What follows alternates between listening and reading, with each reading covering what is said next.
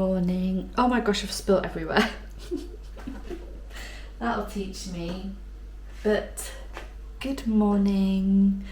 Welcome back to another video. I'm actually not drinking my coffee straight away.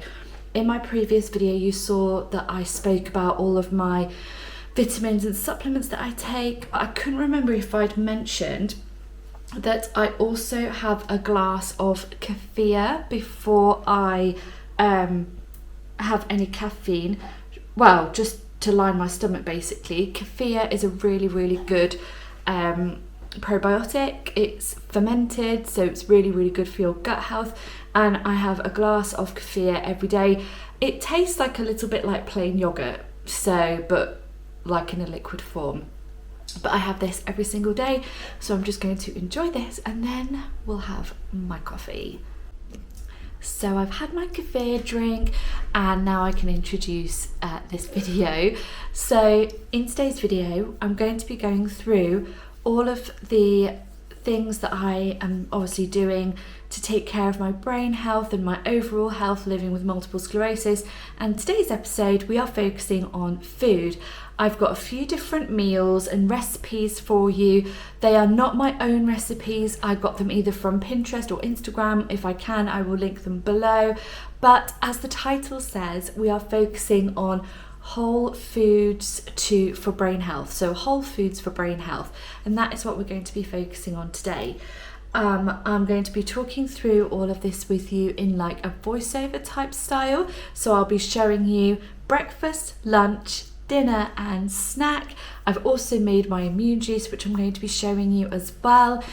And I really hope you enjoy it. Obviously, I am going to take my coffee upstairs first. I've had my kefir, so now I'm going to indulge in a coffee. And we'll be back at breakfast when I'm going to have my first meal that I've been having for the last week now, and I've really been enjoying it. It's really delicious. You can kind of change things up a little bit as well, and I really hope you enjoy this video. So I just thought I'd share with you a few different meal ideas that I'm doing, focusing on whole foods, more of reducing ultra processed food where possible, and yeah, I just really hope you enjoy the video. So if you haven't, grab yourselves a beverage of choice, get comfy, relax, and we will jump on into the video. Okay everyone, we're going to make these egg frittatas. Now this recipe is from a lady I follow on Instagram called Dr. Hazel Wallace. She is a nutritionist who specialises in whole food ingredients. So this is her recipe, not my own. I will link her below if I can, or if not, I will link the recipe as well. The only thing I changed was I added coriander powder to give it a little spice and some salt and pepper. I don't think I saw her do that, but here we are. I also added halloumi. I don't know what she used, either ricotta or cottage cheese, I'm not too sure. Anyway, it was a really delicious meal, which I'll explain in just a few moments when I do a taste test. But I chopped up half of a squashed potato, butternut squash. I don't know why George calls them squashed potatoes. I'm not really too sure why, but anyway, half a butternut squash, half of this red onion that is going in right now, and then a handful of spinach. I mix it all together just so it's all combined, and then I add the egg mixture on top. I used 8 eggs for this recipe because I was going to be making 6 portions throughout the week. I also added some sun-dried tomatoes as well. Here is the halloumi. Now I wouldn't normally use halloumi, but it's been sat in the fridge for a long time and needs using up, so here we are. I pop it in the oven on 180 degrees for about 20 minutes and this is the result. It's so delicious. I just allow it to cool on the side and then I cut it up into 6 squares. I place these in a fridge-proof container, allow them to cool before having a piece each morning for breakfast. I just cook them in the air fryer. Well, not cook them, I heat them up in the air fryer for 3 minutes on 190, and I paired this with an avocado, well, half of an avocado. And here is my breakfast, which I'm going to be talking to you about in a few moments. Hello, so I'm on hold to Royal Mail So if I suddenly have to go, this is because they've answered. Anyway, here we have breakfast. You saw me make the fritter, and this is really good. So you've got avocados for healthy fats, minerals and vitamins, so this will keep you satiated and full for longer. And then in the fritter you've got butternut squash, which is in season at the moment, and that's also an antioxidant, and it's also really good for immunity and heart health, as are the sun-dried tomatoes. You've got spinach in there as well, which is another dark leafy green, which is packed full of vitamins and nutrients as well. I did add halloumi, which obviously could be made healthier without halloumi, or you could add cottage cheese instead, or you could add oh my gosh, mozzarella as well instead of the halloumi, but I just needed to use the halloumi, and I just, yeah, basically needed to use that up. And then you've got the eggs, which are packed with your B vitamins, which again is a good source of energy and helps to burn energy in a slow and sustainable way, so you're not having any sugar crashes. And yeah, and then I just put some salt, pepper and some lime juice, and now I'm going to go and enjoy my breakfast. See you all at lunchtime. And now we're moving on to my own recipe. This is not one I've got from anyone else. It is the Nourish Bowl. Although, can I just say, actually, it was inspired by a dish my mum and I had years ago when we went to London, and we went to the Neal's Yard restaurant in Covent Garden, and they had this Buddha bowl, and it was so delicious. We've been hooked ever since. So I just chopped up a sweet potato and drizzled it with some olive oil, and went to pop all of that into the air fryer so it could crisp up. I love my air fryer so much. It was literally the best gift I ever got. Well, one of the best. I then decided to do some chickpeas, some roasted chickpeas, and I popped on some mild curry powder, placed those out onto a baking sheet and made sure they were all equally separated, before then popping those into the oven 180 degrees for about 25 minutes. Keep an eye on them just so they get a little bit crispy. It was then time to move on to the rest of the ingredients. Into a small saucepan I added 1 tablespoon of coconut oil. I really love cooking with coconut oil. I love the flavour, it's fragrant, and it's also actually pretty good for you as well. In small quantities, don't eat loads of it. I cook my onion in this coconut oil, and it makes the onion taste delicious. It was then time to move on to the broccoli, and the end of the broccoli, you can see here, does hold so many nutrients, so I always use the whole of a broccoli, not just the little head things. I then peeled a carrot, had a bit in my little hummus there, and then it was time to make the couscous. One of my loves here is couscous. It's so easy. You just put hot water over it, put a plate over it, leave it for 5 minutes, and here we are, fluffy, delicious, and it's actually quite high in protein. It was then time to assemble my bowl, so I just added everything that I'd cooked, really, put it in a little creation or design. I did add some of my aunt's homemade pickled beetroot. Honestly, it is the best pickled beetroot, and I really like to add the sauce to the rest of my dish as well. Then it was finally the sweet potato, and that was pretty much it. My homemade hummus went on top, then with a drizzle of tahini and some pumpkin seeds just for the added nutrients, and it was one delicious meal. Oh my gosh, I've been having this variation of this Nourish Bowl over the last 2 weeks, and let's just say I'm not fed up of it yet. It's absolutely delicious. I hope you enjoyed this recipe.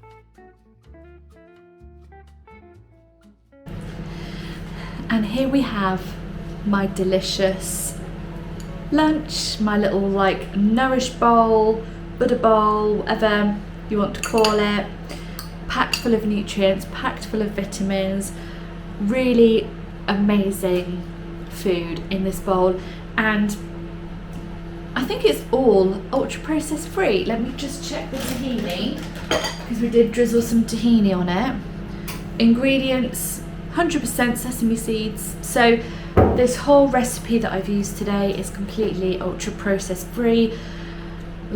Food for the soul is in this bowl.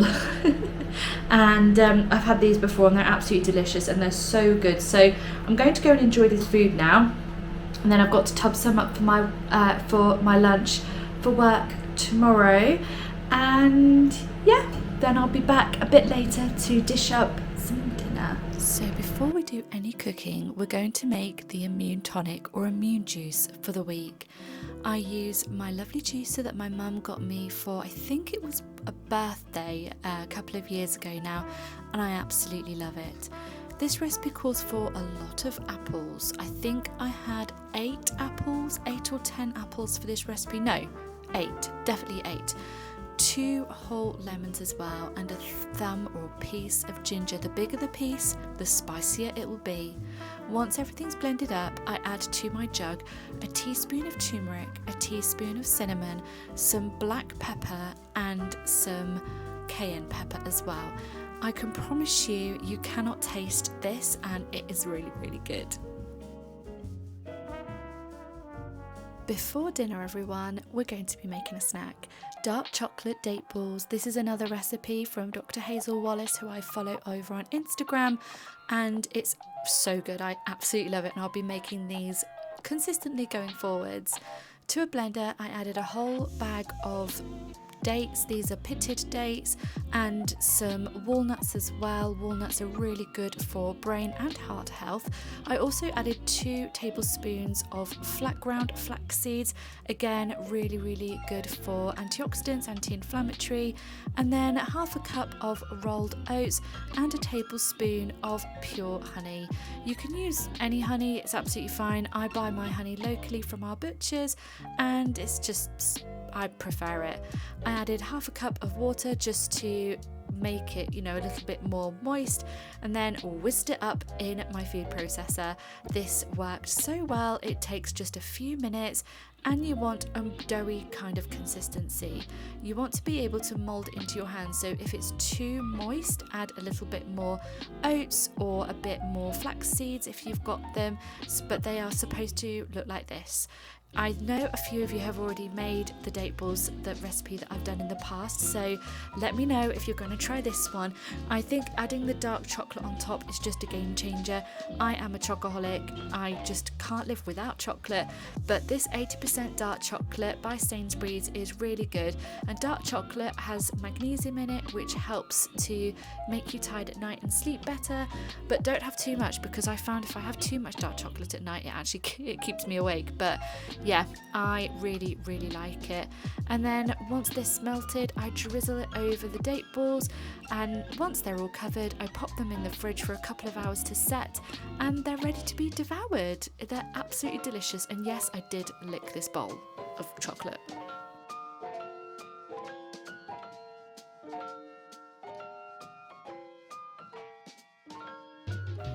And the final recipe is the chicken soup for the soul. Again, this is not my own recipe. This is by the same creator that I've mentioned a couple of times in this video now, who, if I can, will link her account in the description box below. Like I also mentioned, I will also tag her in my Instagram post when I post it rather. So I actually cooked this chicken soup in my slow cooker. She cooked hers on the hob or in a pan. You can do either, to be honest. They both worked out really, really well and delicious. I combined all the ingredients into my slow cooker, so it was leeks, carrots, potatoes, onions, garlic and celery. That's just had to remember what that was. Adding the herbs of choice. This is optional, you don't have to do this, but it does add loads of delicious flavour. I added thyme and rosemary to mine, and some bay leaves as well. I added 4 chicken breasts, which makes a lot of chicken soup and stock, so do make sure you freeze it after it's all cooked. I did not learn this, and yeah, if you are going to watch my evening routine, you'll know what happened to this at the end. Once it had been cooking for, I would say, 4 to 5 hours in the slow cooker on a high heat, I then took out the herbs and the chicken, and I shredded that and added that back into the broth. allowed that to cook a little bit longer, mixing it all together, and then I added in some double cream. Now this cream we get from the butchers, and it's not butchers, dairy, and it is absolutely delicious. Come 6:30 p.m. it was ready to dish up. Such a lovely, delicious, heartwarming feast and meal on this wintry cold day, full of nutrients, protein, antioxidants, and just a delicious meal to have that you don't have to cook because it's all done in the slow cooker. I really hope you enjoyed watching this recipe.